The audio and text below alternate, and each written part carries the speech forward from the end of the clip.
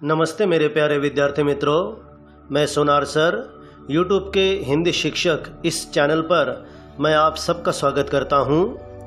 आज हम हिंदी सुलभ भारती कक्षा 8वीं का पहली इकाई का एक नया पाठ लेने वाले हैं जिसका नाम है जरा प्यार से बोलना सीख लीजिए और इसके रचनाकार है रमेश दत्त शर्मा।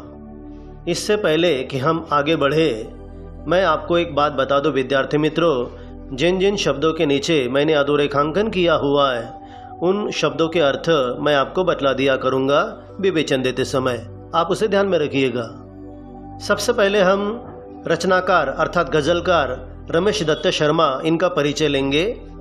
इनका जन्म उत्तर प्रदेश के एटा के जलेसर में हुआ सन 1939 में और मृत्यु हुई सन 2012 में। शर्मा जी 50 वर्षों से पत्र पत्रिकाओं, रेडियो और टीवी के माध्यम से वैज्ञानिक दृष्टिकोण का प्रचार प्रसार करते रहे। आपको विज्ञान लेखन में दर्जन से अधिक पुरस्कार मिल चुके हैं। आप कक्षा 7वीं 8वीं से ही स्थानीय मुशायरों में चर्चा जलेसरी के नाम से शिरकत करने लगे थे। अर्थात जब उनकी उम्र काफ़ी छोटी थी, तुम्हारी उम्र के जब वो थे, तब उन्होंने मुशायरों में जाकर अर्थात जहाँ पर उर्दू और फारसी भाषा का कवि सम्मेलन होता है वहाँ पर शिरकत अर्थात प्रवेश करते हुए उन्होंने अपनी प्रतिभा दिखाई थी। और आज के परिवेश में वैज्ञानिक दृष्टिकोण अपनाना सबका एक अहम कर्तव्य है, तो उन्होंने इसी काम को ध्यान में रखते हुए 50 सालों से वो ये प्रयत्न कर रहे हैं। अब हम पद्य संबंधी जानेंगे।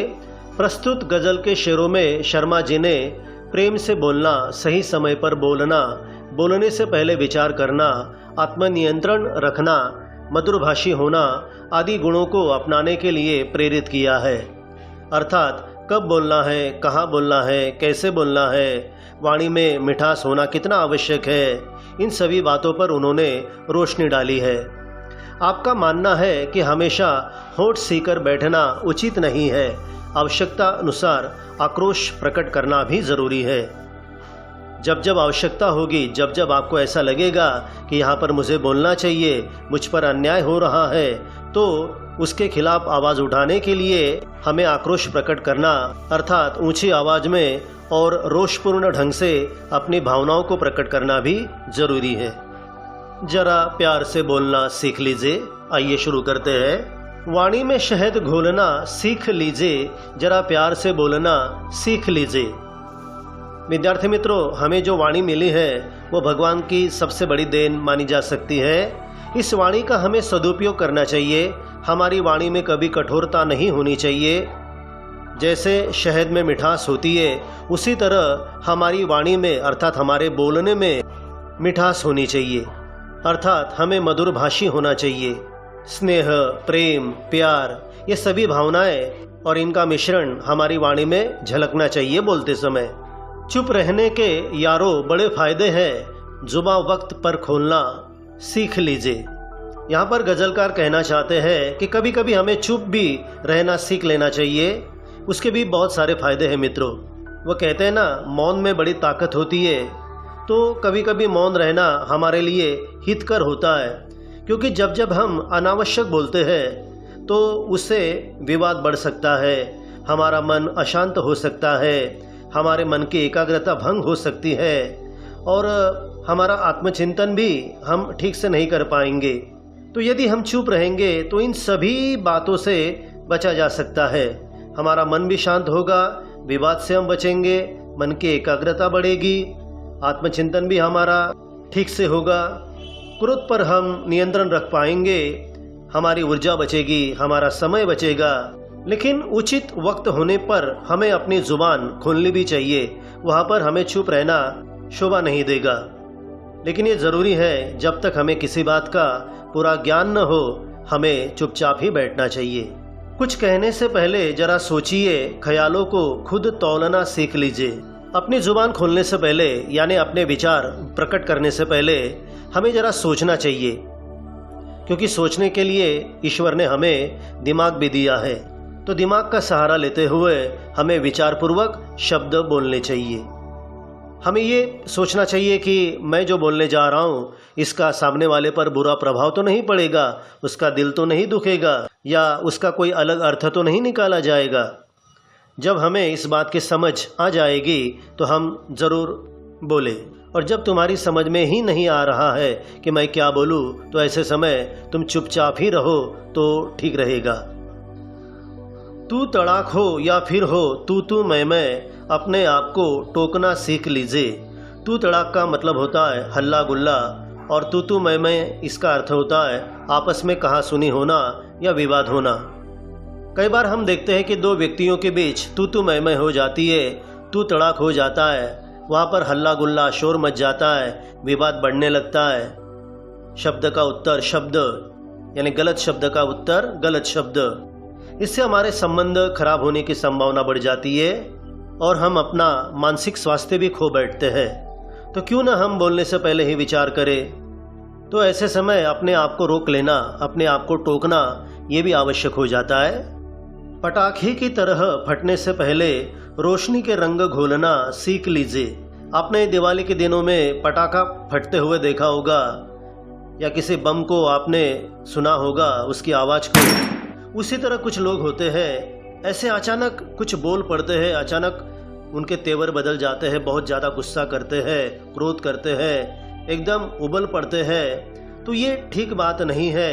उसके पहले अगर वो सोचे कि मैं प्रेम रूपी रोशनी को अपनाकर अर्थात सौम्य शब्दों में बात करूं तो कैसा रहेगा। तो शांतिपूर्वक ढंग से हमें बोलना चाहिए, विचार करते हुए हमें बोलना चाहिए ताकि सामने वाले को बुरा न लगे और वो उसका गलत अर्थ न निकाले। कटु वचन तो सदा बोते हैं कांटे, मीठी बोली के गुल रोपना सीख लीजिए। कटु वचन का मतलब होता है अत्यंत कड़वे बोल और गुल रोपना का अर्थ होता है फूल या पौधे लगाना। बहुत ही सुंदर वाक्य है ये। आपने गुलाब के पौधे पर कांटे भी देखे होंगे। ये कांटे जब चुभ जाते हैं तो बड़ा दर्द होता है, खून निकल आता है। उसी तरह अगर हमारी जुबान से कटु वचन निकल गए यानी कड़वे बोल निकल गए तो इसका परिणाम भी बड़ा भयंकर हो जाता है। ये बोल जो है वो कांटे की तरह चुभते हैं। किसी ने सच ही कहा है कि मंदिर तोड़ो मस्जिद तोड़ो लेकिन किसी का दिल न तोड़ो। तो ऐसे कटु वचन जो होते हैं वो दिल तोड़ देते हैं, सामने वाले के हृदय पर घाव करते हैं।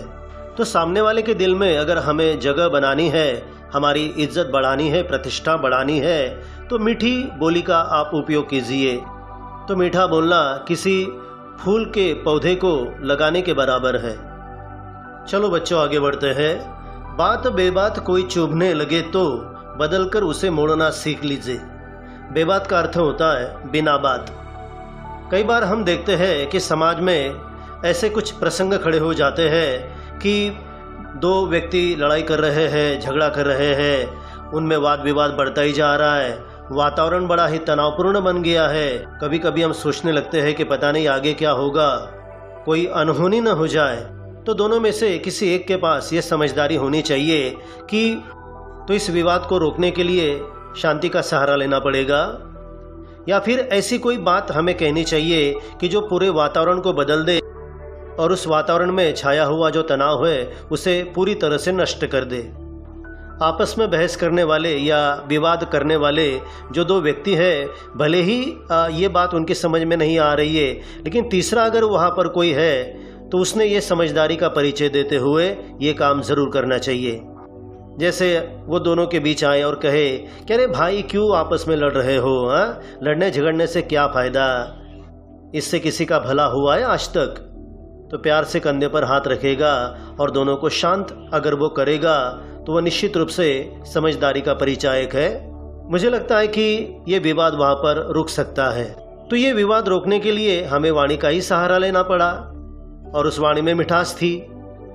अंतिम शेर लेते हैं। ये किसने कहा होंठ सीकर के बैठो, ज़रूरत पे मुंह खोलना सीख लीजिए। क्योंकि इसके पहले भी इसी गज़ल में कवि ने बताया, गज़लकार ने बताया कि यारों चुप रहने के बहुत बड़े फ़ायदे हैं। और उसके बारे में हमारे नीति शास्त्र में भी कहा गया है कि जो अपना मुंह बंद रखता है और बुद्धि से काम लेता है वो बड़ा ही सयाना और समझदार माना जाता है। और कभी कभी हमारी एक चुप्पी 100 जवाब के बराबर होती है। ये सब सही है, लेकिन हमेशा हर प्रसंग में हमें चुपचाप ही बैठना चाहिए, अपने होंठ सी लेने चाहिए, ऐसा तो कुछ कहीं लिखा नहीं है, ये किसी ने ऐसा कहा नहीं है। तुम्हारे बोलने से अगर किसी के साथ न्याय होने वाला है, किसी को शांति मिलने वाली है, विवाद रुकने वाला है, या तुम पर होने वाले अन्याय से अगर तुम बच सकते हो, तो उस समय तुम्हें अपनी ज़ुबान ज़रूर खोलनी चाहिए, ज़रूर बोलना चाहिए। कोई तुम पर किसी बात को लेकर ज़बरदस्ती कर रहा है, या जो तुम करना नहीं चाहते हो ऐसा काम करने के लिए अगर वो प्रेरित कर रहा है, तो ऐसे समय तुम्हें उसे रोकना चाहिए, बोलना चाहिए कि नहीं, ये काम मैं नहीं कर सकता, ये मेरा काम नहीं है। अर्थात हमें अपनी ज़बान खोलकर तुम्हारे साथ जो गलत होने वाला है या तुम पर जो अन्याय होने वाला है, तुम उसे रोक सकते हो। तो कुल मिलाकर ये कहा जा सकता है विद्यार्थी मित्रों कि गज़लकार रमेश दत्त शर्मा जी ने इस गज़ल के माध्यम से हमें बहुत ही सुंदर बातें बताई है, सुंदर आचरण के बारे में बताया है। दो व्यक्तियों के बीच कटुता पैदा होगी या तनाव बढ़ेगा, ऐसे शब्दों का प्रयोग हमें नहीं करना है, क्योंकि शब्दों की चोट बड़ी भयंकर होती है, इसका घाव भी बड़ा हो सकता है। इसलिए इन बातों से हमें बचना चाहिए, हमेशा मधुरभाषी होना चाहिए। तुम्हारे मुंह से अगर कोई गलत सलत बात निकल गई, कभी कभी हो सकता है कि गाली निकल जाए। वो कहते हैं ना कि कमान से निकला हुआ तीर जिस तरह वापस नहीं आता, उसी तरह हमारे मुंह से निकला हुआ शब्द भी वापस नहीं आता।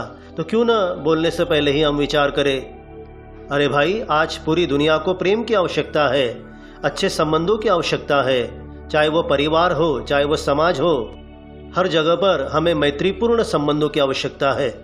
और ये मैत्रीपूर्ण संबंध बढ़ाने के लिए कटु वचन नहीं बल्कि मीठे बोलों की आवश्यकता है। कौवे की तरह मत बोलना, उसकी वाणी बड़ी कर्कश होती है, तो हमेशा कोयल की तरह हमें मीठी जुबान में बात करनी चाहिए। तो विद्यार्थी मित्रों, मैं आशा करूँगा कि ये गज़ल, ये वीडियो आपको अवश्य अच्छी लगी होगी। तो YouTube पर मेरा जो चैनल है हिंदी शिक्षक, आप उसे अवश्य सब्सक्राइब कीजिएगा। धन्यवाद।